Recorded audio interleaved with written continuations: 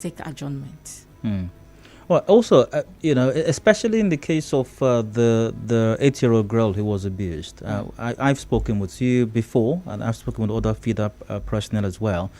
One of the concerns you have with prosecuting such matters is that the appellants, the accusers, at some point in the proceedings, maybe after the court process has commenced already, or even before then, will suddenly disappear or tell you that they're no longer interested in continuing with the case for varying reasons. Either they have been threatened, either they have been induced or given money, or either they think, okay, we don't want any embarrassment or shame, and we don't want to be a part of this.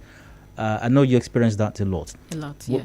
Was there at any point, was that happening in this particular matter, especially in the case of the 8-year-old girl who was abused? Did that crop up at all?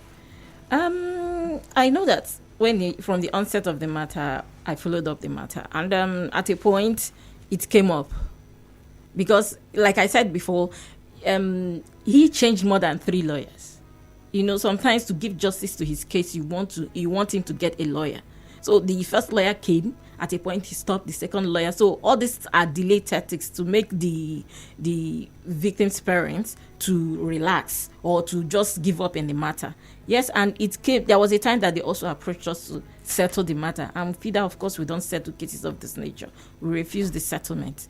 So in most of the cases that we handle, cases of defilement of this nature, we have a lot of them.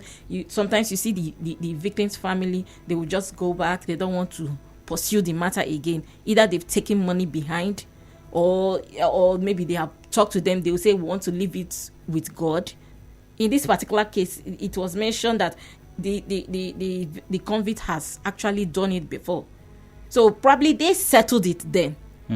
They settled it, the people that he did it with. The victim's family settled then? Yes, then, not in this particular case. Yes. So if at least this one has taught him a very good lesson, which is why we preach to them, you don't settle this kind of cases, because the person may go back and do it to another child. When the family of the victim in this case told you they wanted to settle, what did they mean by settle? What was settled in this case? They want to pay money. Oh, okay. So the accused, now the convict, was offering money. Of course, his family, of course, will want to offer money to settle the matter. That sometimes they will come in the guise of for treatment of the child. They want to treat the child, they want to pay for all the damages, the trauma, but you can never pay for that. So is it that when they know that their son or their child or their brother or their husband or father is guilty of this, or when they suspect the person is guilty, regardless, they don't care, they just want to subvert justice? Of course, they know. Most times they know. Even in this case, we are even saying that the convict's family is not that rich.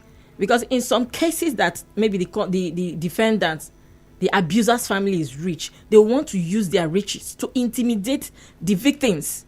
I have a case going on, it's still on this sexual abuse.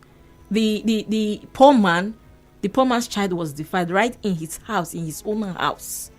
And the people that did it, of course, they are very rich, influential people. So they have been trying to subdue him, and I thank God for his spirit. He has come, he will call me mama, then they give me money, they say make I leave the matter. I say, if you collect money, what of this speaking with and defy? You don't cover them.